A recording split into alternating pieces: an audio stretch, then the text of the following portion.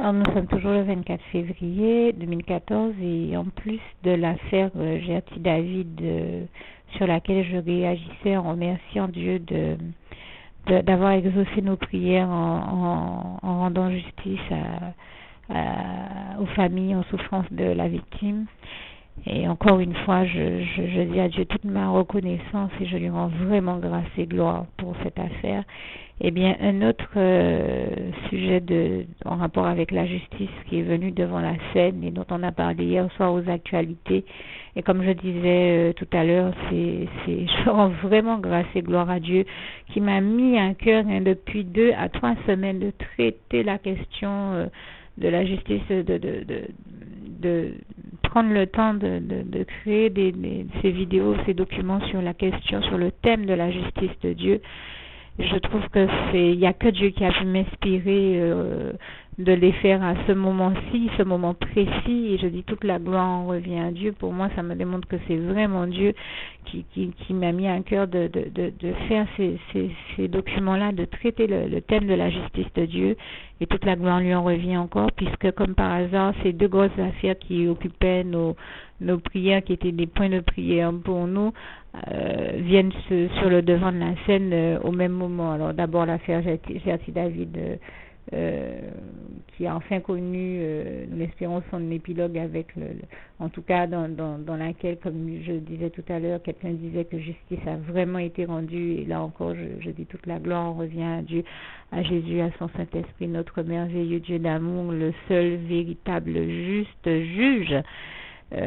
Dieu est un juste juge, comme je disais, passage qui est écrit dans le psaume 7, versets 10 à 12. Mais un autre passage également est cher à mon cœur, comme je disais, Isaïe 30, verset 18. L'Éternel est un Dieu juste, heureux tous ceux qui espèrent en lui. Je ne dis qu'une partie de ces passages, n'hésitez pas à les lire entièrement et à les voir comme ils sont actuellement rédigés dans vos Bibles, ce que je vous invite vivement à faire. Mais je ne m'étends pas plus dans la mesure où je veux juste rendre grâce et gloire à Dieu également, parce que le second dossier dont je parle, qui vient occuper le devant de la scène ces jours-ci, dont on a évoqué la question hier soir dans le journal d'actualité locale ici en Guadeloupe, ça a été l'affaire Duvalier. On annonçait qu'un procès va être fait dans cette affaire Duvalier pour crime contre l'humanité. Et ça, je pense que notamment nous, Guadeloupéens, et certainement dans la Caraïbe, les peuples de la Caraïbe et bien d'autres endroits sur Terre, ça fait des années que nous sommes fatigués de voir les souffrances qui sont infligées au peuple haïtien. Et que nous avons vu de toute manière celles qui leur avaient été infligées au moment du régime Duvalier qu'ils vivaient, et que nous espérions que ça arrive enfin, que justice leur soit rendue. Et c'est maintenant des années plus tard que nous entendons que ça arrive enfin. Mais je demeure persuadée que nous, là encore, nous avons été démunis à prier pour que justice soit rendue à toutes les victimes dans cette affaire, tous ceux qui ont souffert d'atrocités, d'abominations, de choses abominables. Et nous savions très bien que toutes ces choses-là, toutes les abominations ne passent pas devant le trône de grâce de l'Éternel, notre Dieu. Dieu n'accepte pas que l'être humain soit maltraité. Dieu n'accepte pas le crime contre l'humanité. Dieu ne supporte pas de voir qu'on fait souffrir les êtres humains, puisqu'il est notre créateur, il nous a créés, il nous a donné la vie. Et il est tout bonnement impensable qu'un être humain traite un autre être humain de manière inhumaine, justement. J'espère que mon propos est clair. Et donc, il est inacceptable qu'un être humain commette un crime contre l'humanité, contre notre être humain. Donc comprenez bien que mon propos là encore ne vise personne en particulier, pas ni les Duvalier, ni X, Y ou Z. Mon propos est de dire qu'en tant qu'être humain, nous n'aimerions pas, et ça c'est Dieu qui nous l'apprend dans sa parole, que vous ne fassiez pas aux autres ce que vous ne voudriez pas que l'on vous fasse. Ça c'est une chose que Dieu nous apprend. Dieu nous apprend à ne pas faire aux autres ce qu'on ne voudrait pas qu'on nous fasse. Personne n'aimerait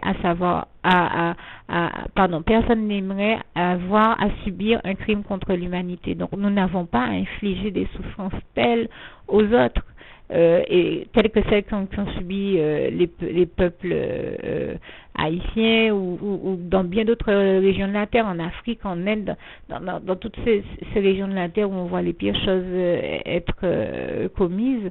Moi, je dis que ce sont des choses inacceptables, que tout crime contre l'humanité est punissable, puisque Dieu lui-même nous le dit, qu'il ne laissera jamais aucun crime et aucun mal être impuni.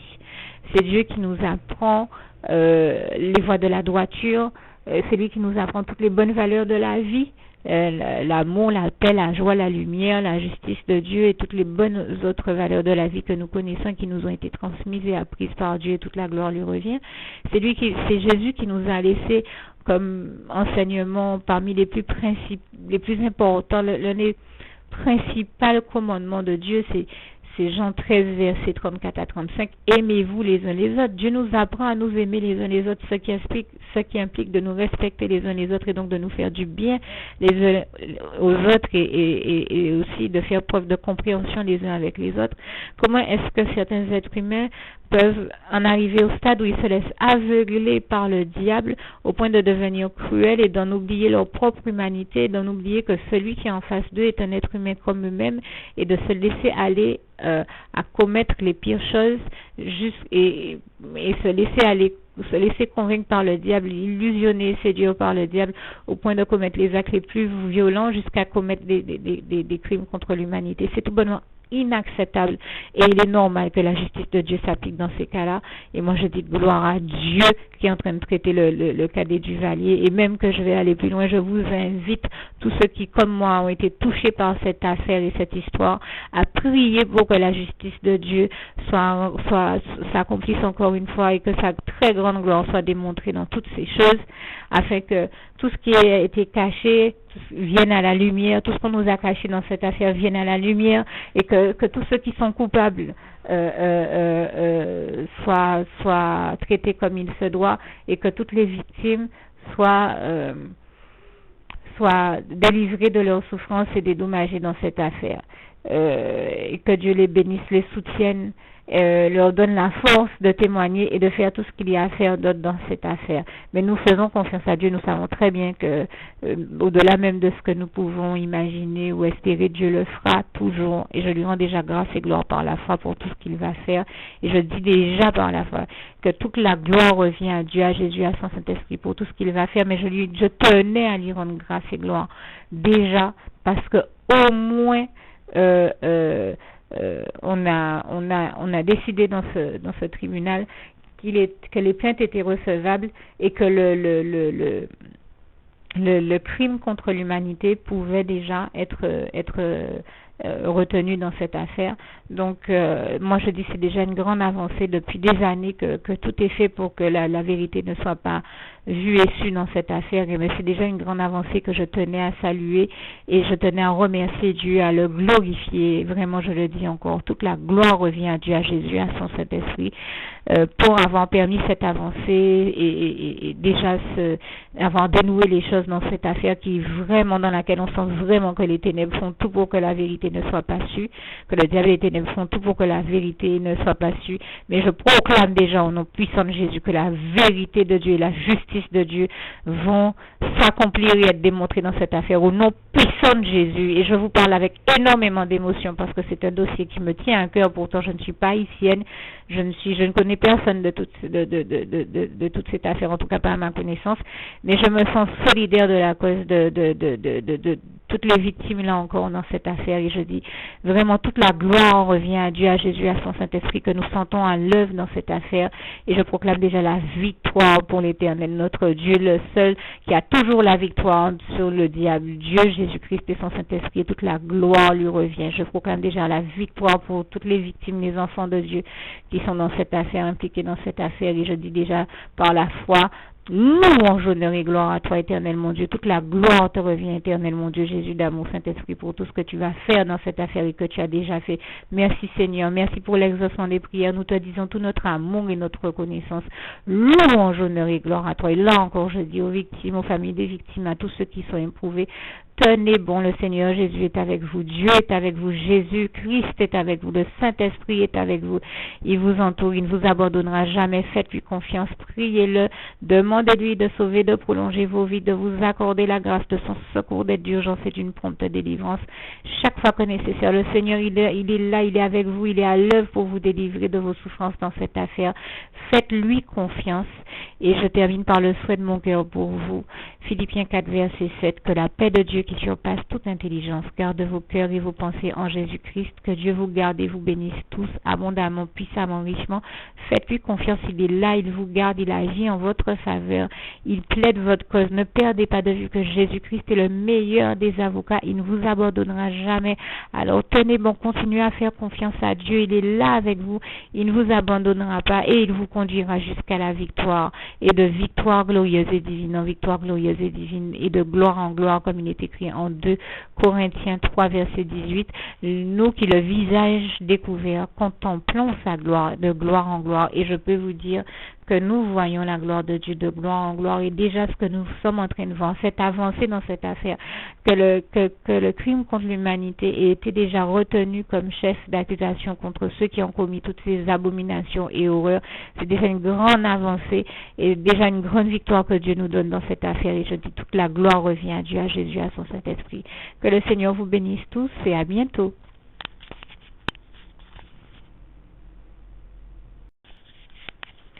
Oui, je pensais avoir déjà fini ce petit document, mais je prends quand même le temps d'apporter une précision parce que je me suis dit j'aurais pu m'arrêter à ce que j'ai dit, mais pour que vous compreniez, je vais même vous parler avec mon ressenti profond.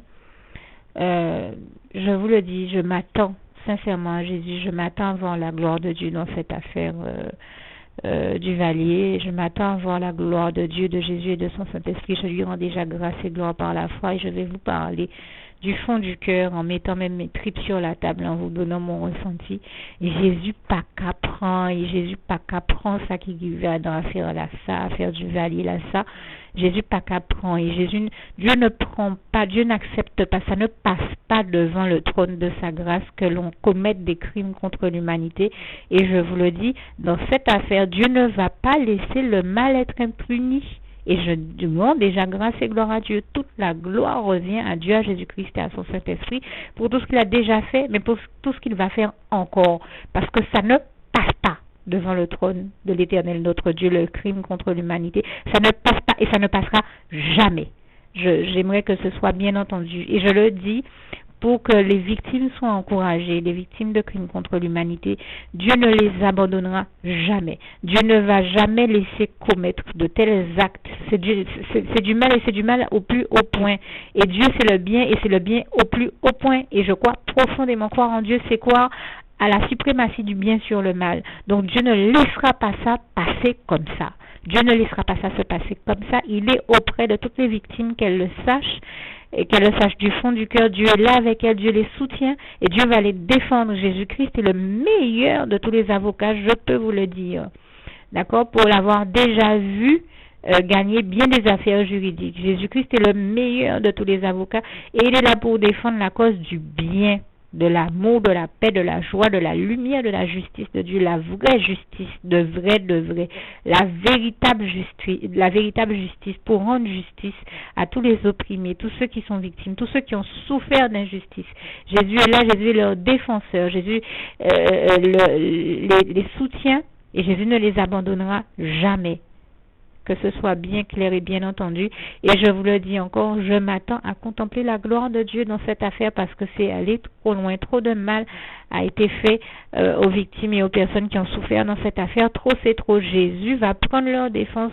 Jésus va nous conduire jusqu'à la victoire. Je ne suis pas impliquée directement dans cette affaire-là, mais je suis chrétienne et comme tout chrétien, nous en avons marre de voir les êtres humains souffrir de choses dont ils n'ont pas à souffrir à cause du diable, des ténèbres et de ses serviteurs. Les serviteurs de la cause du mal. En tant que chrétiens, nous sommes des serviteurs de Dieu, donc des serviteurs de la cause du bien, et nous sommes fatigués de voir les ténèbres faire les pires choses, faire subir le diable, les ténèbres et ses serviteurs, faire subir les pires choses aux êtres humains. Et c'est en ce sens que je prends la parole pour dénoncer les œuvres des ténèbres encore dans cette affaire et glorifier mon Dieu pour la beauté de son œuvre suprême et magnifique, pour la magnificence de l'Éternel notre Dieu et pour la splendeur glorieuse de son règne, comme il est écrit dans le psaume 145, versets 8 à 21, parce que je le vois à l'œuvre dans cette affaire et que je sens bien qu'il est en train de nous conduire jusqu'à la victoire et de rendre justice à tous ceux qui ont été opprimés et injustement brimés et en souffrance dans cette affaire. Je vois bien que Dieu, Jésus-Christ et son Saint-Esprit ont cette affaire à cœur et vont rendre justice. Donc je tenais déjà à rendre grâce et gloire à Dieu par la foi pour tout ce qu'il a déjà fait, mais pour tout ce qu'il va faire encore, et je le dis, toute la gloire en revient à Dieu, à Jésus, à son Saint-Esprit. Moi, je vois que Jésus a ce dossier à cœur, qu'il a sous le bras et qu'il va le traiter magistralement. Je rends déjà grâce et gloire à Jésus pour le coup de maître qu'il va faire et pour la justice qu'il va rendre, parce que c'est lui de toute manière le roi des rois, le maître de tous les maîtres, et toute la gloire en revient à Dieu, à Jésus, à son Saint-Esprit. Merci Seigneur, je t'aime et nous t'aimons et nous nous attendons à toi. Toute la gloire te revient déjà, Papa d'amour, pour ce que tu vas faire dans ce dossier. Louange, honneur et gloire à toi, éternel mon Dieu, Jésus d'amour, Saint-Esprit. Nous t'aimons Seigneur. Je prends une dernière fois la parole, juste encore une fois, pour encourager les victimes et leur dire que la grâce de Dieu va vraiment descendre sur leur vie, de faire confiance à l'Éternel, notre merveilleux Dieu d'amour. J'ai d'ailleurs sous les yeux un passage qui m'amène vraiment à les encourager, en plus de les inviter à lire le psaume 34, versets 5 à 20, dont le verset... vers le verset 16, il est écrit que quand les justes crient à l'Éternel, l'Éternel entend et il les délivre de toute leur détresse.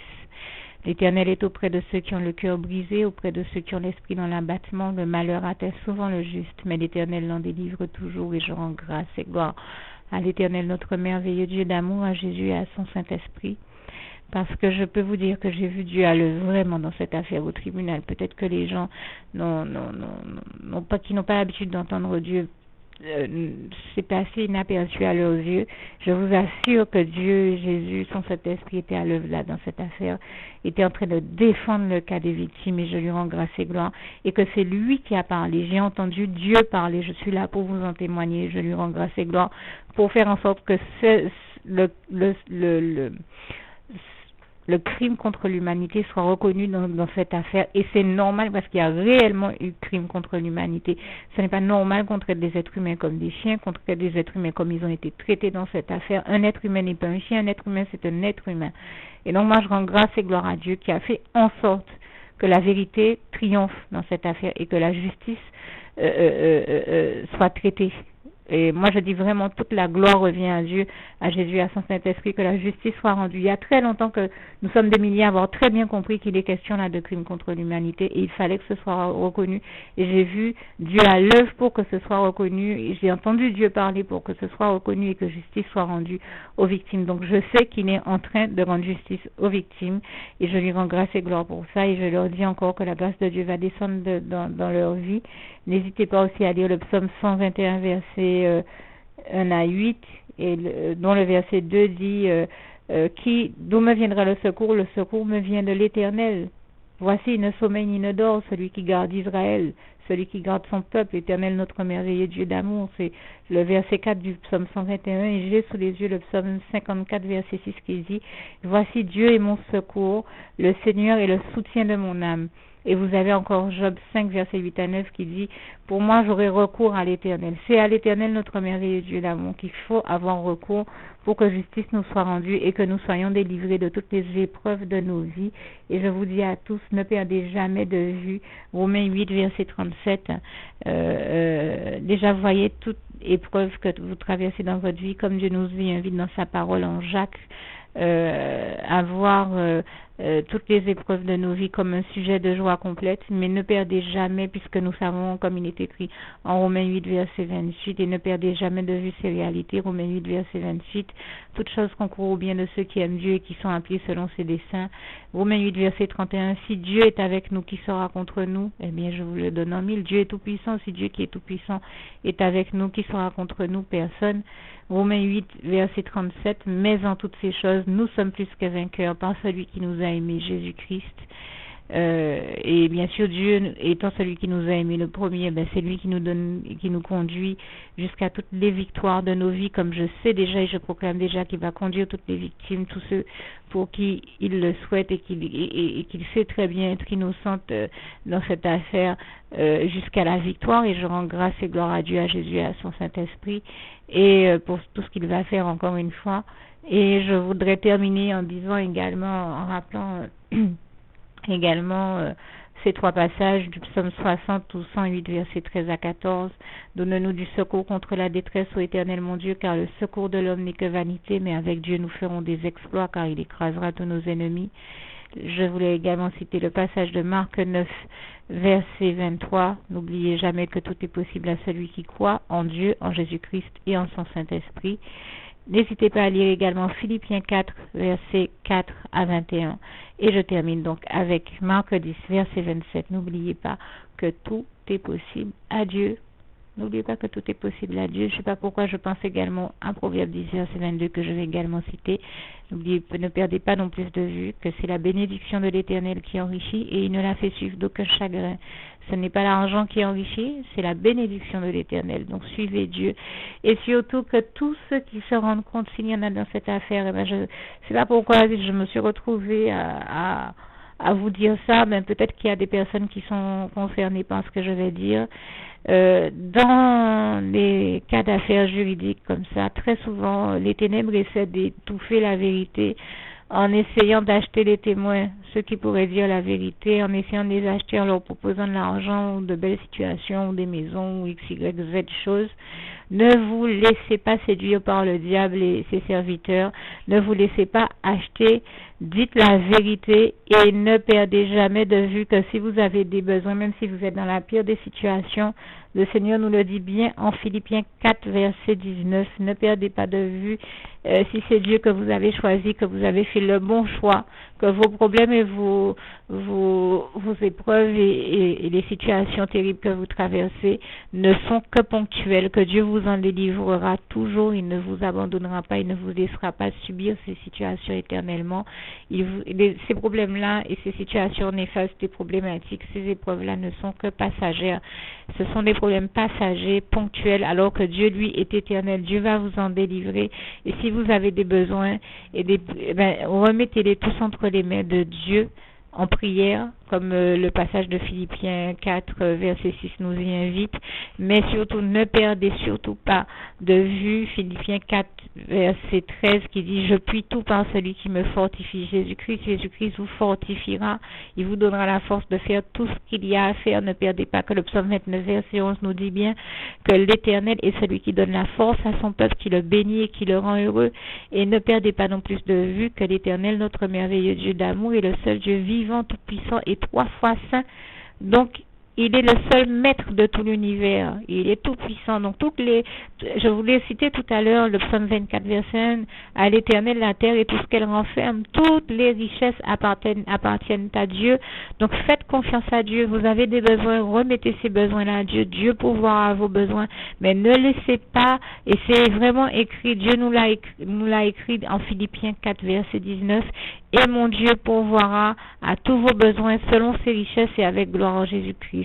Donc ne laissez pas le diable vous acheter par le matériel, de l'argent, des maisons ou autre chose. Ne laissez pas le diable vous faire tomber dans ses pièges et dans ses ruses pour vous amener à nier la vérité ou ne pas témoigner ou ne pas dire la vérité. Dites la vérité au nom puissant de Jésus afin que la justice de Dieu triomphe dans cette affaire. Témoignez selon ce que Dieu vous demande de témoigner et attend de vous que vous dites la vérité. Dites surtout la vérité et ne laissez pas le diable vous entraîner à dire des mensonges ou vous entraîner à dire des choses qui ne sont pas les bonnes ou à acheter votre silence. avec des choses matérielles ou de l'argent. L'argent ne fera pas votre bonheur, le matériel non plus. C'est Dieu qui fait réellement notre bonheur. Et si vous avez des besoins, soumettez-les à Dieu en prière, mais faites confiance à Dieu. Il pourvoira toujours à vos besoins, comme il est écrit en Philippiens 4, verset 19. Dieu pourvoira à tous vos besoins selon ses richesses et avec gloire en Jésus-Christ. Or, toutes les richesses qui existent dans tout l'univers appartiennent à Dieu. Alors, faites confiance à Dieu, il pourvoira toujours à tous vos besoins, mais ne vous laissez pas entraîner par le diable dans le mensonge, des faux témoignages ou quoi que ce soit d'autre de négatif. Ne vous laissez pas acheter par le diable. Dites la vérité au nom puissant de Jésus afin que tout le travail que nous voyons que Dieu a déjà mis en œuvre pour que la justice, la vérité et la lumière de Dieu triomphent dans cette affaire et que les victimes en soient délivrées, sauvées, bénies. Faites en sorte que ce travail, tout le travail que Dieu a mis en œuvre dans cette affaire ne soit pas gâché.